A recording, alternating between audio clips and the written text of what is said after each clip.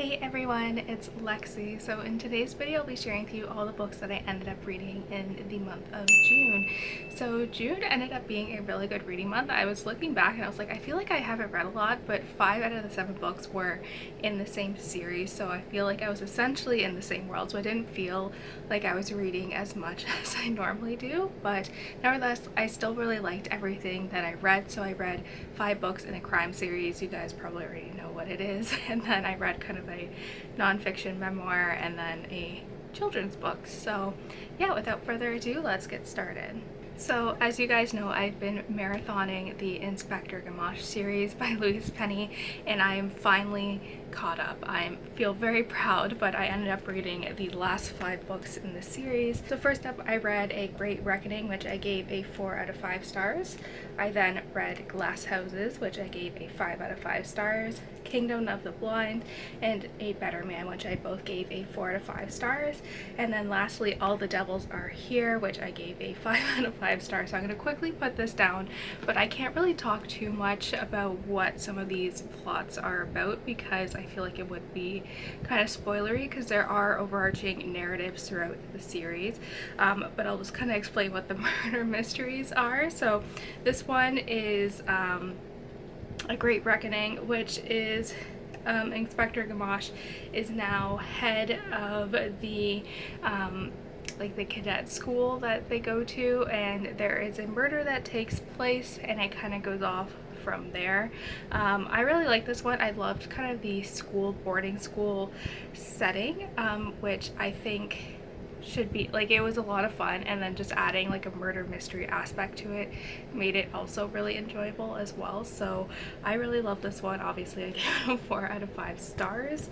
And then I read again Glass Houses, which I think was like my favorite. Yeah, so this one is when this kind of, I think it's called like a commodore, which was essentially someone, like it was based in like Spanish history, and they were just hired to kind of not like mortify, but like hold someone accountable for something that they did. And this person shows up and is kind of just standing in the middle of the town square, and a person is found dead the next day, and it kind of goes off from there. But this one, it really much deals with a lot of the politics, and then also deals into kind of the drug war that has been kind of prevalent within Quebec as well, which was exciting. I'm trying to be as vague as possible, so I apologize if you just want to skip through these reviews, because like I said, I'm trying to be as vague as possible. And then, but this one was my favorite. Like the ending of this one was so intense, and I honestly was just blown away by it. Like, I don't know, I don't want to spoil anything, but it was just amazing just how everything ended. Like, I was shocked. I read this one pretty quickly too, like within like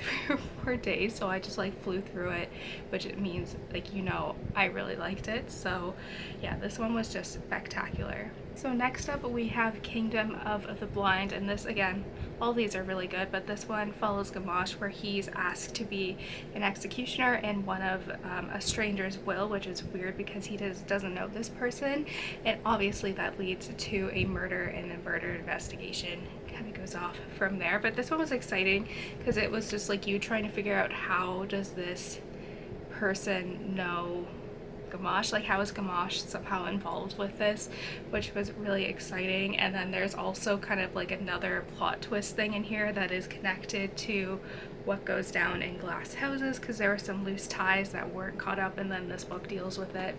It was just amazing. I feel like this is just me rambling on for like 3.5 minutes talking about how much I love this series.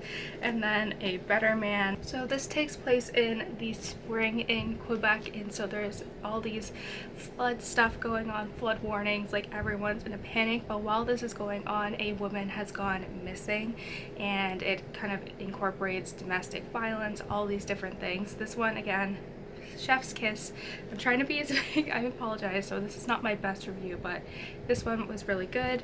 And then lastly, I got this one from the library because it doesn't come out on paperback until the end of June, and I just wanted to marathon them, which is All the Devils Are Here. So this one actually takes place in Paris, and so everyone goes to Paris, and while they're there, one of Gamache's like basically family members, his godfather is struck down by this car, and it leads to kind of this full-blown investigation of like there's some overarching thing with like money laundering and corruption and all these things. I think like I said, I gave this one a 5 out of 5 stars. It was really suspenseful because you didn't know who to trust, and I was like, there were so many like shocking things that happened in here. And I also like this one as well because we got to experience more of Gamache's family that we don't really get to see a lot throughout the series. So this one is very much kind of focused on that familial unit, which I really liked as well.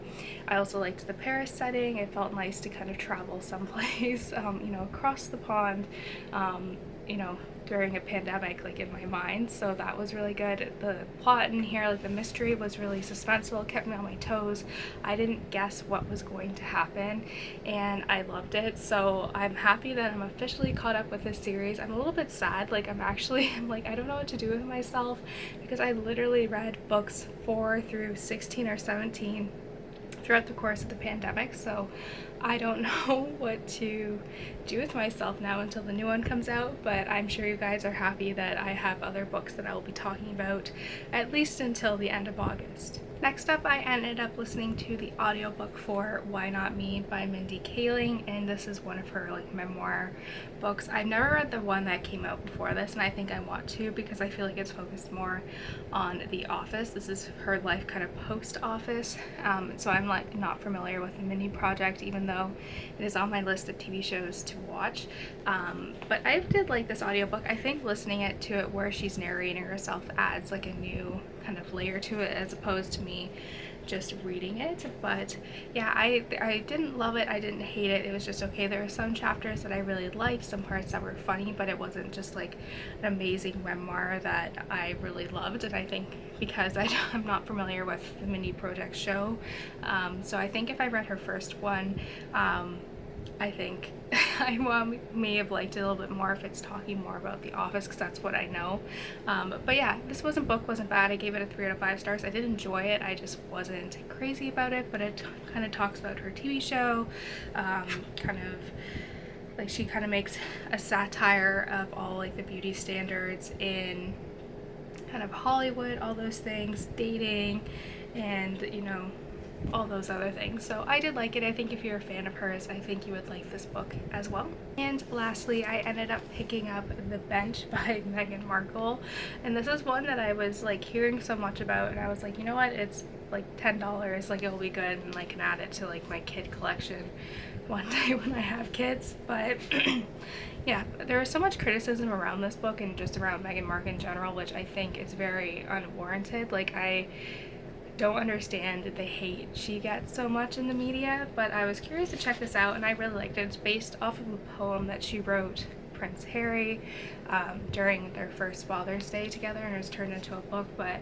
I really liked it. I liked the little story in here. I gave it a 4 out of 5 stars, and I also really like the illustrations as well. Like it's very inclusive too, not in addition to showing like different types of fathers and with different ethnicities and religions, but it also kind of shows like non-traditional things, like a dad wearing a tutu with his son, like those things. Or there's like a picture of him drawing with a man with a turban, and I think they went out of their way to show the mixing pot of different types of dads out there, which I think is really important, and having kids being able to like see themselves in these things, which I think like they have like a man in a wheelchair, like I said, like a man in a turban. So like these things, they did a good job at being very inclusive in here, which I think is really important. But yeah, I really like this. I love kind of the illustrations. I love the little story with the rhyming in here.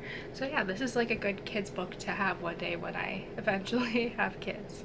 So that's it, guys. I hope you guys enjoyed this video. Let me know in the comments below what books you read this month were and all of that fun stuff. So yeah, thank you guys so much for watching. Don't forget to give this video a thumbs up, and I will see you guys next time. Bye, guys.